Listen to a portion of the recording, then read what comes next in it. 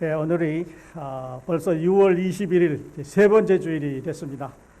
조금씩 나아져서 이제는 다음 주에는 풀릴 것으로 예상이 되는데 여러분과 저 우리 교회는 7월 첫 주부터 우리 정상적으로 예배를 드릴 수 있도록 마음으로 준비를 했으면 좋겠습니다.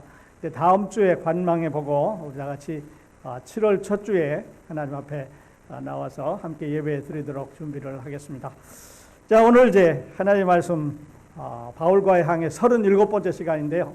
엊그제 시작한 것 같은데 37번째 이제 항해를 갑니다. 오늘 하나님의 말씀의 제목을 디모데 고향 루스드라 이렇게 정했습니다. 유명한 분이죠, 디모데.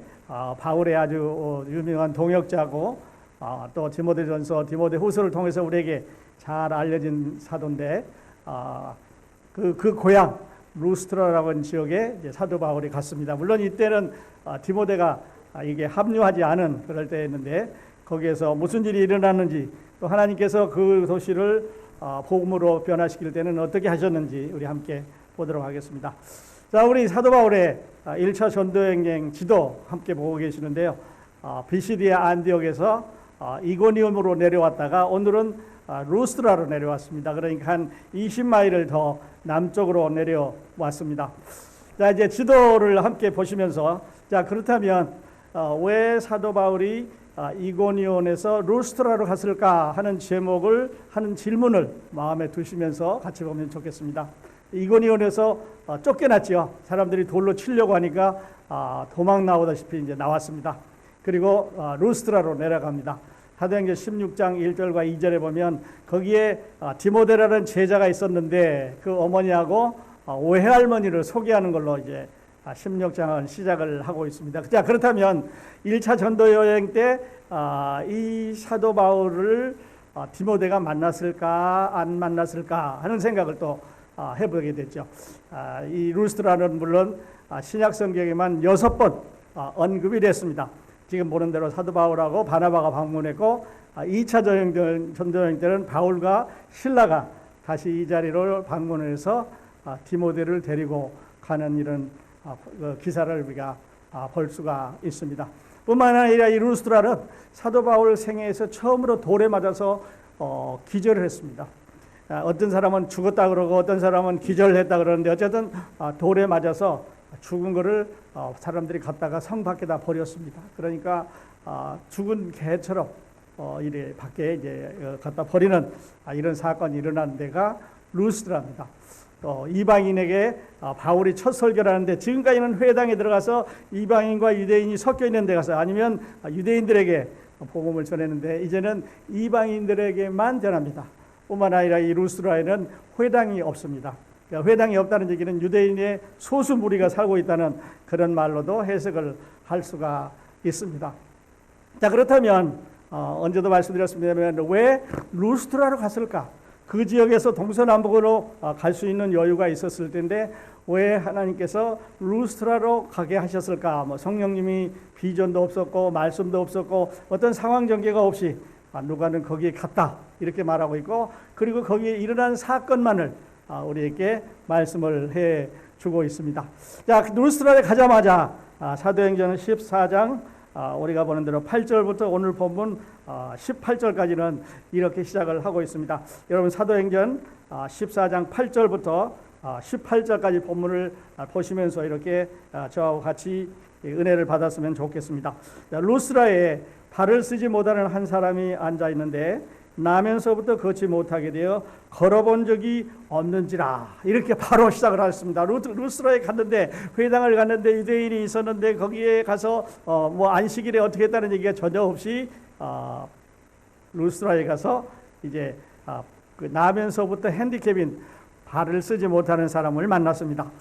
자, 이렇게 보면은요, 자, 우리가 아는 사람이 아무도 없습니다. 또 유대인의 회당도 없습니다.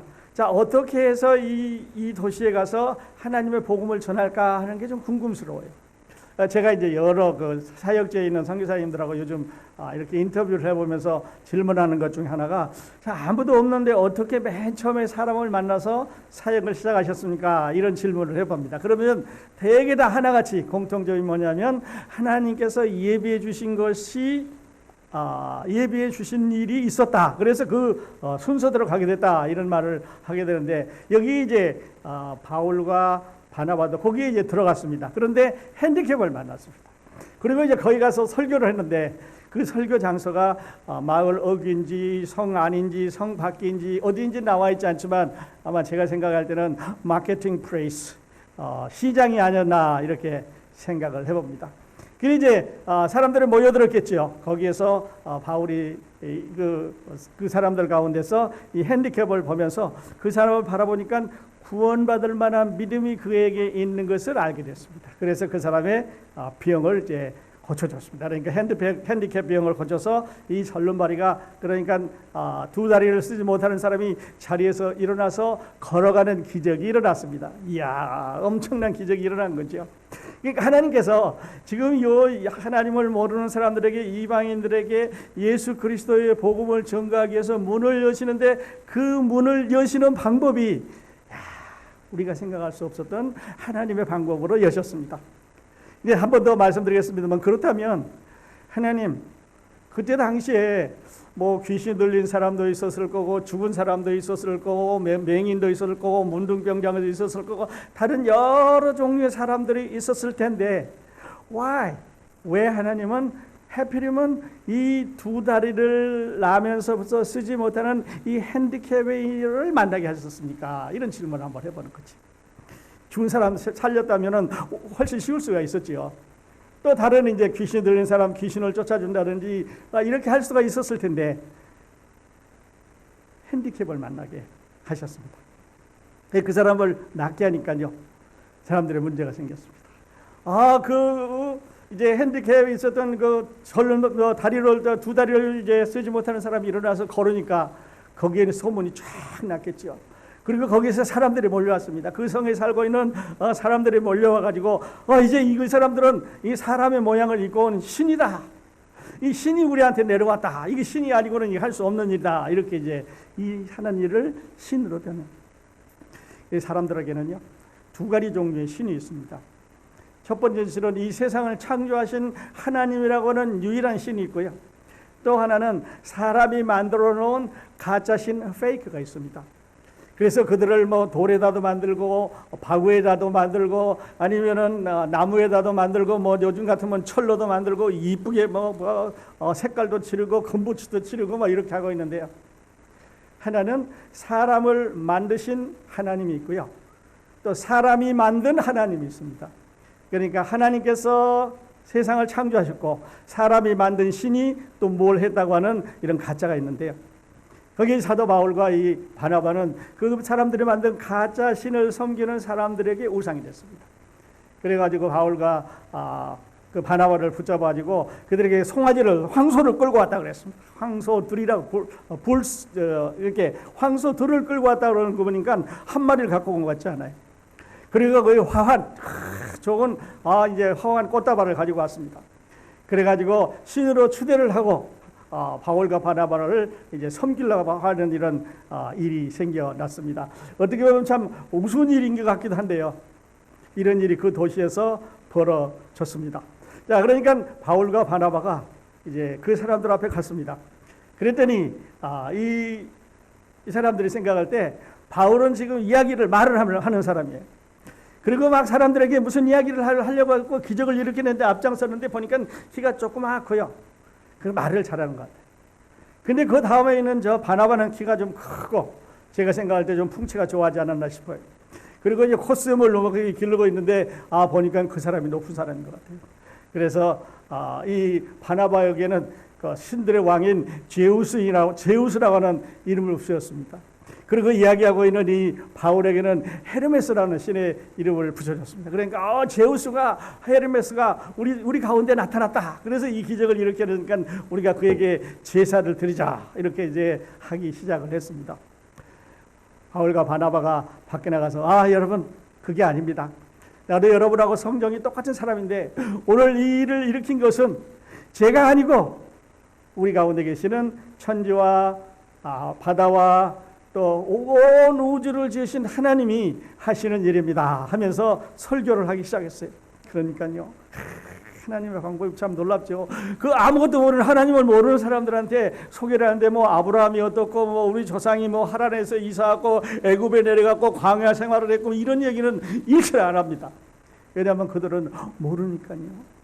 그 대신에 이 바울은 그들에게 전도를 하면서 하늘과 바다와 그 가운데 모든 것을 지으신 만유의 주께서는 여러분 이렇게 하면서 이제 설교를 하기 시작을 했습니다. 참 하나님의 방법이 놀라웠죠. 그런데 항상 그렇게 좋은 것만은 아닌 것 같아요. 그래서 사람들이 이제 믿기 시작합니다. 그래서 사도 바울과 바나바를 따르려고 하는 사람이 생겨나니까 방해꾼들이 생겼습니다.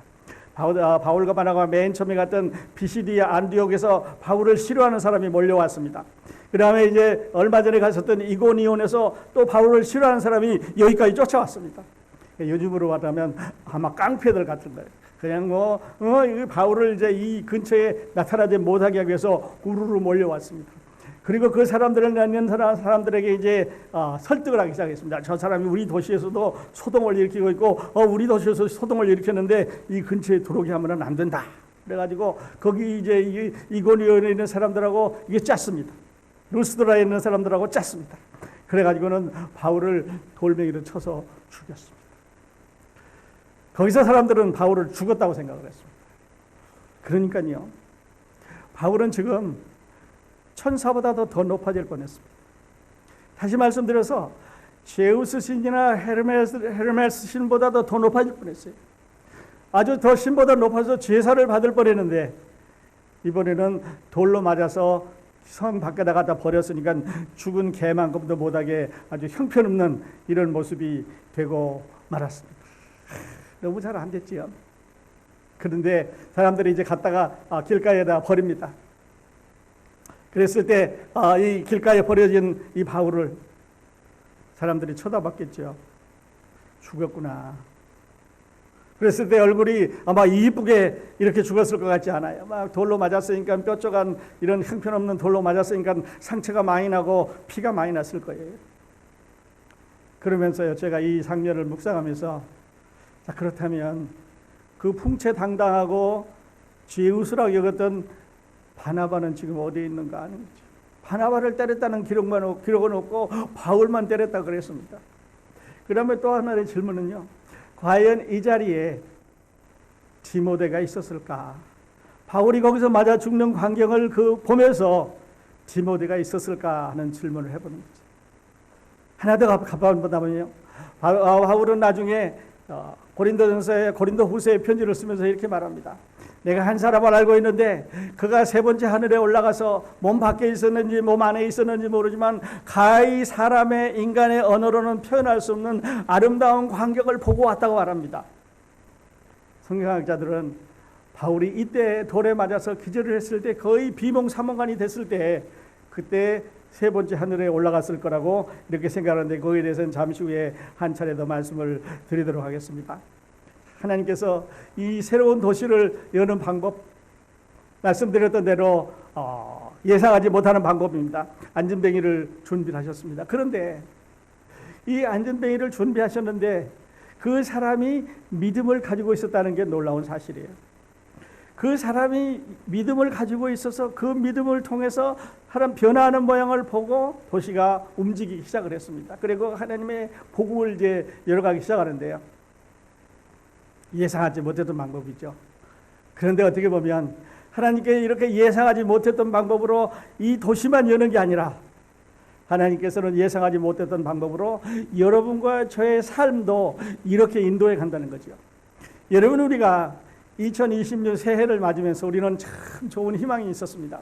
우리 크로스포인트도 여러 가지 계획이 있었습니다. 여러분 아시는 대로 올해는 이런 것도 해보고 이런 것도 해보고 자 이제 우리 발표를 하고 박수를 치고 기도를 했습니다.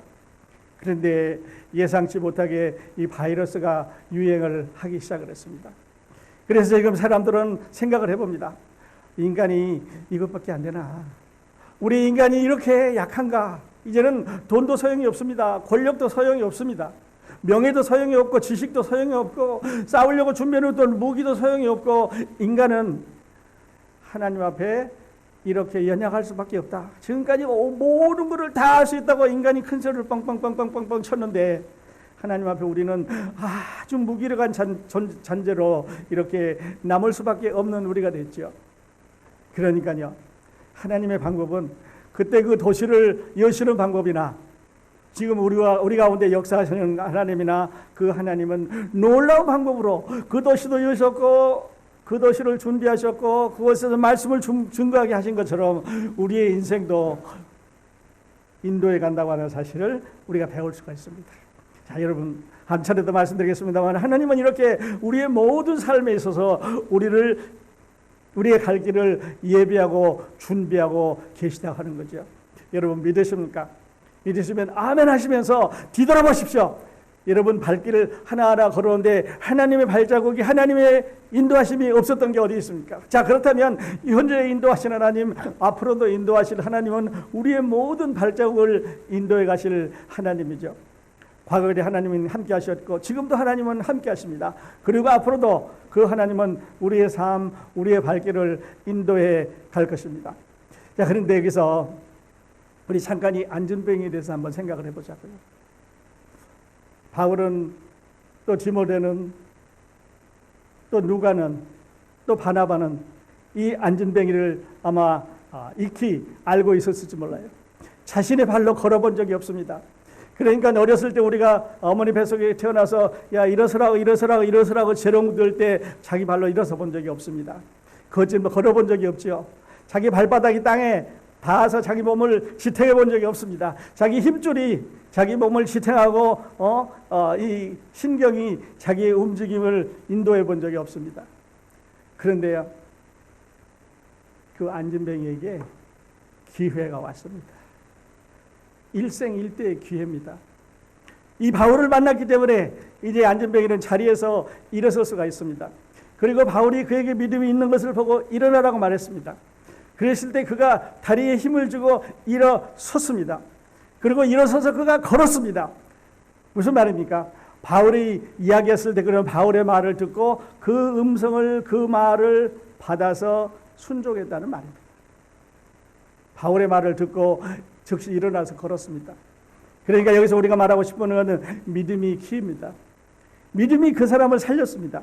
그런데 저 사람 말을 들어보니까 좀 다르다라고만 생각하고 믿음만 가지고 있었다면 기적은 안 일어났을 겁니다. 그런데 이 안진뱅이는 자리에서 일어서는 행함을 가지고 있었습니다. 그러므로 믿음과 행함이 완성이 돼서 야고보 선생이 얘기하는 대로 둘이 완성이 되는 것입니다. 여러분, 우리가 아무리 좋은 믿음, 우리가 아무리 아는 것 많고 지식이 많고 이렇게 한다고 해도 돼요. 순종하지 않으면 소용이 없습니다. 왜 안진뱅이를 모델을 했을까? 안진뱅이를 어디서 만났을까? 또 이 안진뱅이 모델이 일어남으로 해서 지금 누가는 우리에게 무엇을 말하려고 하는가 하는 걸 생각해 봅니다. 여러분, 저는 이렇게 생각을 합니다. 여러분도 아마 저와 동의하실 수 있기를 바랍니다. 사도행전 3장에 보면요, 베드로와 요한이 성전 미문에 앉아서 구걸하던 안진뱅이를 거친 적이 있습니다. 베드로와 요한이 지나가다가 이 안진뱅이가 소리를 질렀습니다. 구걸을 하기 위해서 뭘 달라고 그랬습니다. 그때 베드로가 뒤돌아보면서 은과 금은 내게 없거니와 내게 있는 것으로 내게 주노니 나사렛 예수의 이름으로 일어나라 그랬을 때 그 사람이 일어났습니다. 여기에서 바나바와 바울이 이 안진뱅이를 고침으로 해서 누가는 지금 옛날에 베드로와 요한이 했던 것처럼 여기에서 바울과 바나바가 동일한 하나님의 능력을 행하고 있다고 하는 것을 우리에게 말씀을 해주고 있습니다. 그러므로 바울의 말이 실리고 바울이 하는 베드로의 말이 실리고 베드로가 예수님을 만난 제자로서 그가 하나님의 말씀을 증거했다 한다면 그 똑같은 능력으로 지금 바울과 바나바도 똑같은 일을 하고 있다는 거죠. 두 사람은 예수님의 수제자이기 때문에 함께 같이 생활했던 사람들이죠. 베드로와 요한이 이제는 자리가 바뀌어서 바울과 바나바가 지금 자리를 이어가고 있습니다. 그렇기 때문에 안진뱅이를 왜 모델을 택하셨을까? 왜 하나님께서 안진뱅이를 준비하셨을까 하는 것을 생각해 볼 때는 그렇구나. 누가는 지금 이 기사를 통해서 베드로와 요한이 했던 그 기적을 바울과 바나바가 이방인들에게 함으로 해서 두 사람이 똑같은 하나님의 능력을 갖고 있구나 하는 것을 우리에게 말씀을 해주고 있습니다. 그러므로 베드로를 통해서 하신 말씀은 바울을 통해서 하신 말씀과 동격인 하나님의 레벨레이션, 계시에 의해서 했다고 하는 것을 말씀을 해주고 있습니다. 그리고 저는 이 안전뱅이를 지나가기 전에요, 이 안전뱅이를 우리의 영적인 모델을 한번 다시 생각을 해보기를 원합니다. 안전뱅이는요, 어쩌면 구원받기 전에 죄인하고 비슷합니다. 나면서부터 안전뱅이로 태어났습니다. 자기 초이스입니까? 아닙니다. 태어나셨을부터 걸을 수 없는 것이 자기가 만든 겁니까? 아닙니다. 그렇게 태어났습니다. 우리가 죄인으로 태어나고 싶어서 태어났습니까? 아닙니다. 우리가 죄인이 아니고 싶었는데 우리는 죄 가운데 태어났습니다. 그리고 우리는 그 죄를 결과로 말미암아 죄를 지으면서 살 수밖에 없었습니다. 이 사람은 똑같으죠. 뱃속에서 걷지 못했습니다. 그런데 안전뱅이가 기회가 온 것처럼 그에게 이 바울과 바나바라는 사람들을 만나서 마켓플레이스 그 장터에서 만나서 그들이 전도하는 가운데 들어가서 그 사람을 통해서 믿음을 가졌던 것처럼요, 여러분 우리에게도 그에게도 기회가 왔습니다. 그에게 그 이름도 모릅니다. 나이도 모릅니다. 가족 관계도 모릅니다. 어떻게 살았는지 알 수가 없는 사람인데 한 가지 분명한 것은 그가 나면서부터 안전병이었는데 누가는 다른 게 중요하지 않았습니다. 그가 고쳐진 게 중요한 거죠. 그것처럼 우리도 구원받기 전에 안전병이었습니다. 서로 서서 걸을 수가 없었습니다. 그런데 예수 그리스도의 이 말씀을 듣고 장소는 다 다릅니다. 시간은 다 다릅니다. 여건은 다 다릅니다. 어떻게 만났는지 어디서 만났는지 알 수는 없지만 하나 공통점은 하나님의 말씀을 들을 수 있는 기회가 왔을 때 들었다고 하는 사실입니다. 오늘 여러분에게도 이 예수 그리스도를 만나서 들을 수 있는, 그리고 그 말씀을 순종할 수 있는, 그리고 축복을 받을 수 있는 기회가 주어졌습니다. 오늘 예배를 함께 드리시는 여러분, 오늘 이 메시지를 함께 들으시는 여러분, 여러분에게도 지금 하나님께서 뭔가 기회를 주고 계신다는 사실을 잊어버리지 마시기 바랍니다. 뭔가 말씀하고 있습니다. 한 차례 더 언급해 드리도록 하겠습니다. 예, 그는 믿고 순종을 했습니다. 생전 처음으로 일어나서 걸었지요. 여러분, 한 번도 걸어보지 않은 사람이 자기 발바닥으로 힘을 주고 일어나서 그 힘줄을 통해서 다리를 움직여갔습니다.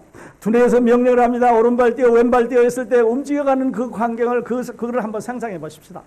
세상에 태어나서 처음으로 걸었습니다. 여러분, 우리가 예수 믿고 처음 사랑을 가졌을 때, 예수 그리스도의 은혜가 처음 우리 가운데 들어왔을 때 이 기쁨 아마 있었을 거예요. 기분이 어땠을까? 여러분이 안전뱅이가요, 제일 먼저 무슨 말을 했을 것 같아요? 누구에게 제일 먼저 알리고 싶었을까요? 근데 또 하나 궁금한 거는 이 중요한 사건이 여기에서 일어났는데 왜 사도 바울은 갈라디아서를 쓰면서 그때 내가 그 고쳐준 안전뱅이에게 안부를 전하는 말을 뺐을까요? 거기에 이름이 없습니다. 그러나 하여튼 이렇게 고쳐준 거죠. 안전뱅이를 고치고 나서 말씀드렸던 대로 바울과 바나바를 잡아가지고 바나바를 제우스라고 말합니다. 로마 신 이름으로 보면 주피터지요. 그리고 바울을 헤르메스라고 불렀습니다. 로마 사람들은 헤르메스를 머큐리라고 말합니다. 그러니까 주피터와 머큐리 아니면 제우스와 헤르메스라고 딱 두 사람을 부릅니다. 한 사람은 신중의 왕이고 또 한 사람은 신의 대변인입니다. 말을 잘하는 사람이에요. 잘못 봤죠. 리더가 지금 바울인데, 그러니까 사람들의 눈은요, 이 정확하지 않아요. 자, 웅본과 헤르메스. 그런데 전설에 의하면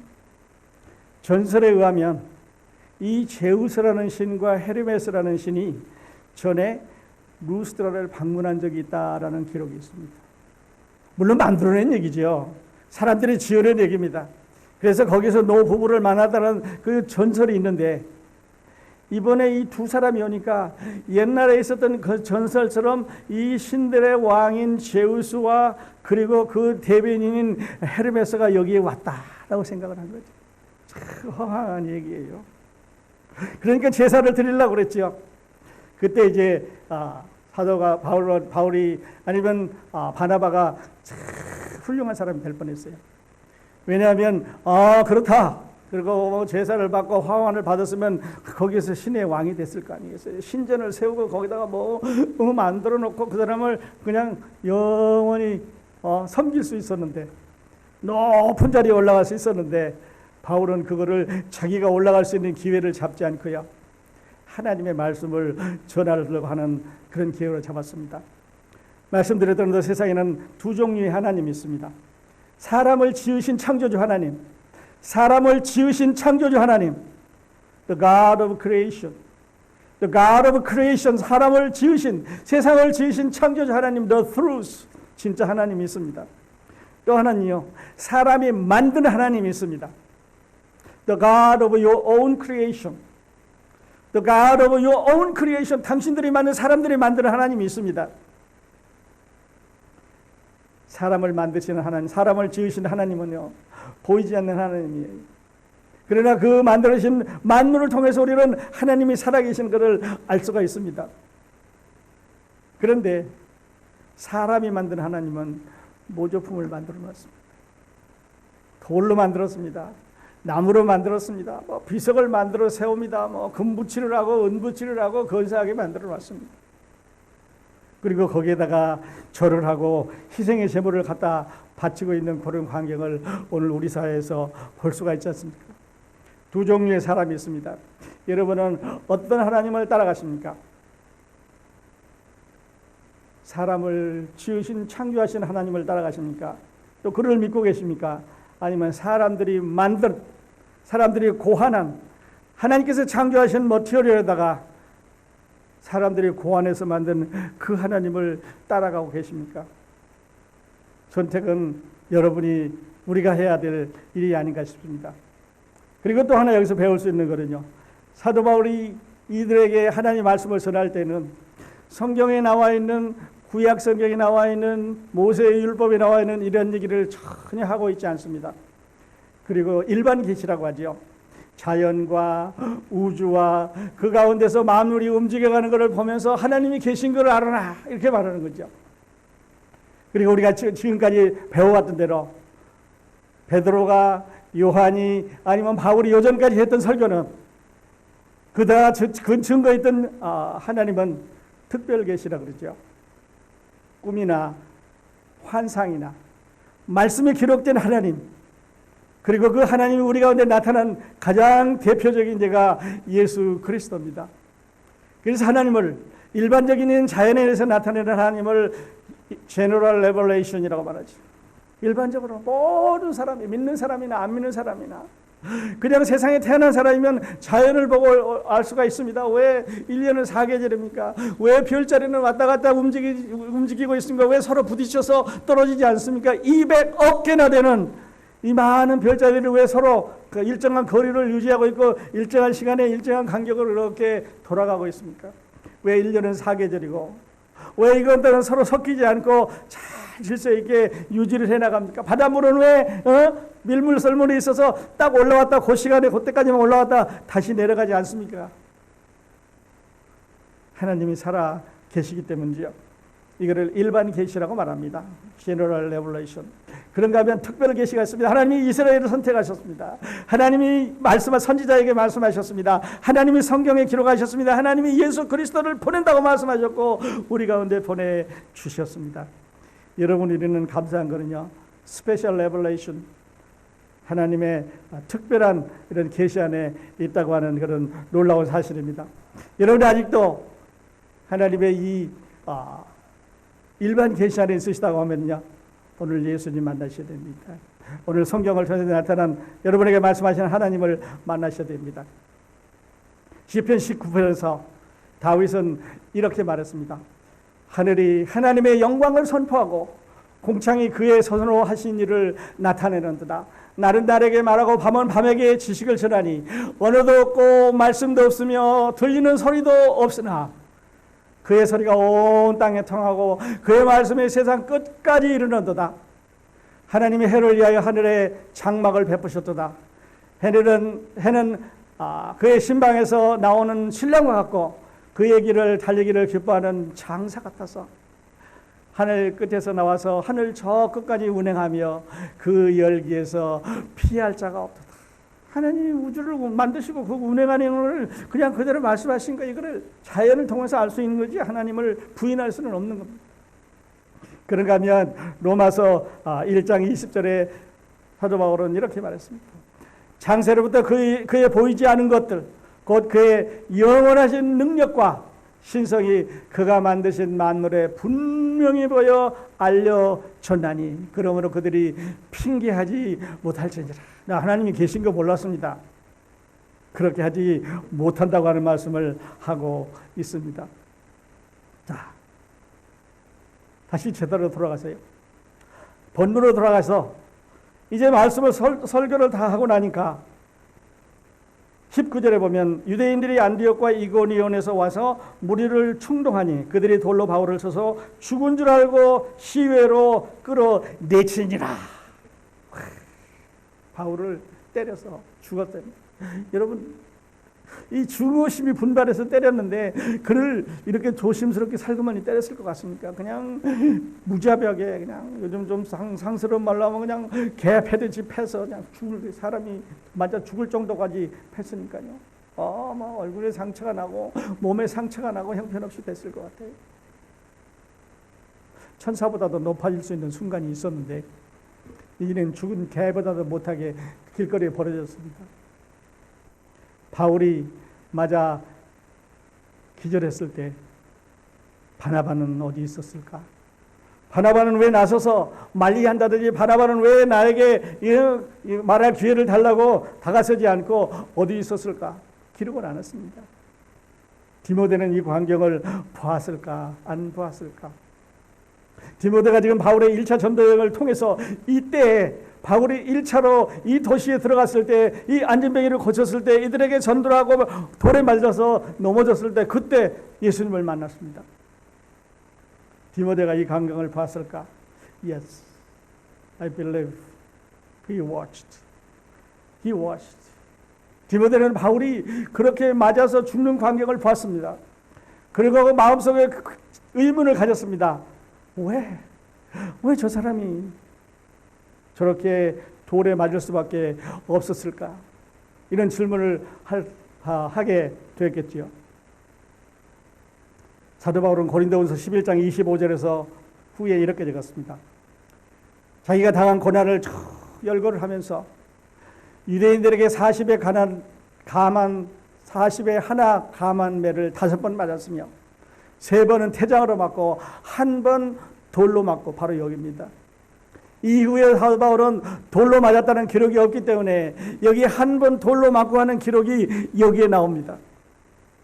3번 파선하고 일주야를 깊은 바다에서 지냈으며 그뿐 아닙니다. 사도 바울은 나중에 이제 다시 이야기하기를 이렇게 말을 합니다. 내가 그리스도 안에 있는 한 사람을 아노니 그는 14년 전에 셋째 하늘에 끌려간지라 그가 몸 안에 있었는지 몸 밖에 있었는지 나는 모르거니와 하나님은 아시느니라. 내가 이런 사람을 아노니 그가 몸 안에 있었는지 몸 밖에 있었는지 나는 모르거니와 하나님은 아시느니라. 그가 낙원으로 이끌려가서 말로 표현할 수 없는 말을 들었으니 사람이 가히 이르지 못할 말이로다 라고 고린도후서 12장 2절부터 4절까지 기록을 했습니다. 그때 셋째 하늘에 올라갔습니다. 가서 그 아름다운 광경을 봤습니다. 하늘나라의 모습을 봤습니다. 근데 그거를 내려와서 글로 쓰려고 그러니까 도저히 인간이 가지고 있는 언어로 표현할 수가 없습니다. 그것을 말로 설명하려고 하는데 자기가 가지고 있는 언어의 상식으로 그 발달된 언어로 최고의 학문을 가지고 있던 그가 하늘나라의 모습을 describe 하려고 그러니까 indescribable, 가히 표현할 수가 없었습니다. 얼마나 놀라운 장면인지를 우리가 볼 수가 있겠는 거죠. 그러면서요, 갈라디아서 6절에 이렇게 적었습니다. 이 광경을 보면 얼마나 가슴 아픈지 몰라요. 이후로는 누군지 나를 괴롭게 하지 말라. 내가 내 몸에 예수의 흔적을 가지고 있노라. 형제들아, 우리 주 그리스도의 은혜가 너희 심령에 있을지어다 하고 글을 맺었습니다. 맨 마지막에 갈라디아서 6장 17절 갈라디아서를 마치면서 이후로는 누구든 나를 괴롭게 하지 말라. 내가 내 몸에 예수의 흔적을 가지고 있노라고 했습니다. 언제 가졌습니까? 돌로 맞았을 때 가졌습니다. 언제 가졌습니까? 그들이 무자비하게 돌로 때렸을 때 아마 얼굴에 상처가 있었을지 모릅니다. 다음 주에 말씀드리겠습니다만, 그러나 사도 바울은 여기서 멈추지 않고 그 다음날 아침에 일찍이 더베라고 하는 다음 지역으로 100마일 떨어지는 곳으로 가서 복음을 전하기 시작을 합니다. 내 몸에 예수의 상처를 가졌노라. 내가 거기서 전도하다가 돌에 맞아가지고 내 얼굴 봐라. 찌그러지고 망가지고 흉터가 있지 않느냐. 이거 예수 복음 전하다 너희들한테서 복음 전하다가 너희들 가운데 복음을 전하다가 받은 상처라고 이야기를 하고 있습니다. 저는 그래서 오늘 하나님의 말씀의 결론을 여러분과 함께 이렇게 맺고 싶습니다.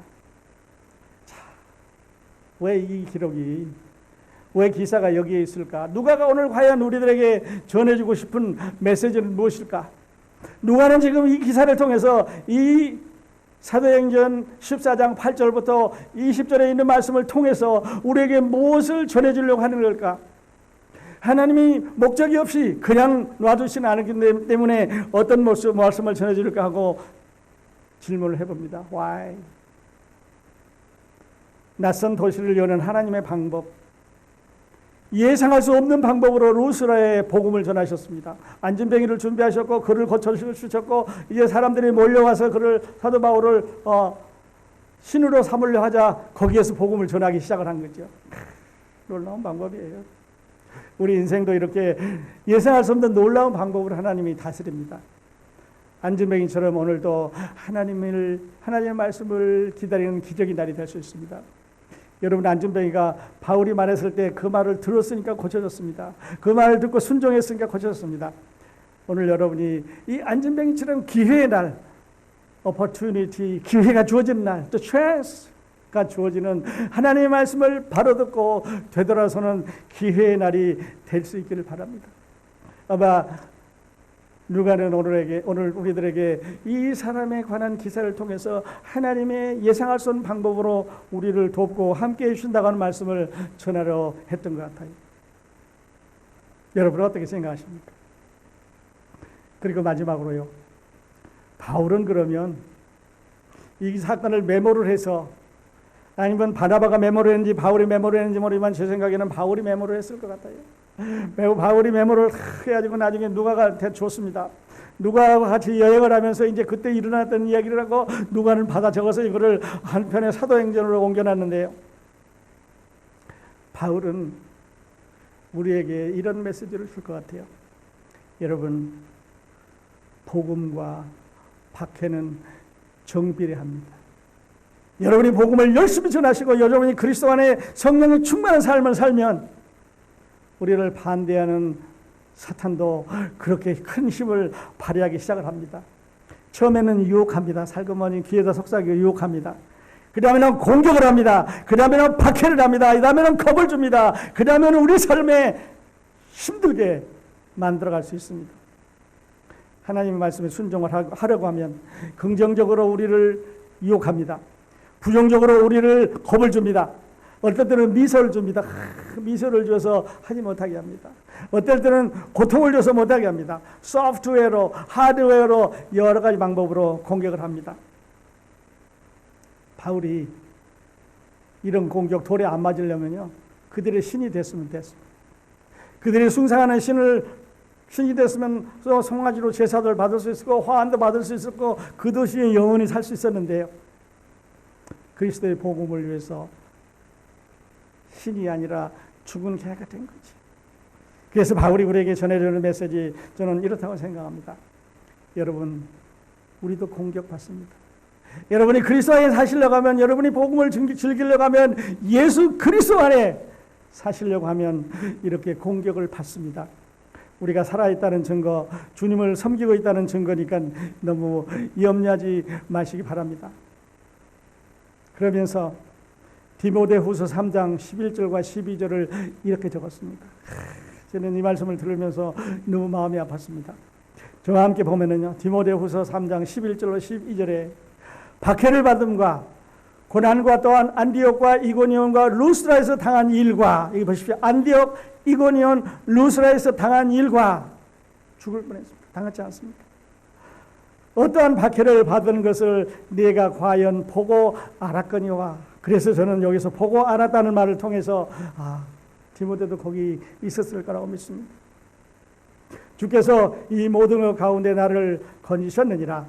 무릇 그리스도 예수 안에서 경건하게 살고자 하는 자는 박해를 받으리라. 박해를 받으리라고 말했습니다. 여러분, 좋은 일만 있는 게 아니라 박해를 받는다고 말하고 있습니다. 왜냐하면 우리가 살았기 때문이죠. 우리가 그리스도를 섬기기 때문입니다. 자, 오늘 우리에게 주어지는 기회에 있습니다. 오늘 우리에게 말씀하시는 이 어려움이 있을 수 있습니다. 그러나 하나님 앞으로 예수 그리스도의 은혜감으로 전진해가는 여러분이 다 되시기를 우리 주님으로 축원드립니다. 기도하십시다.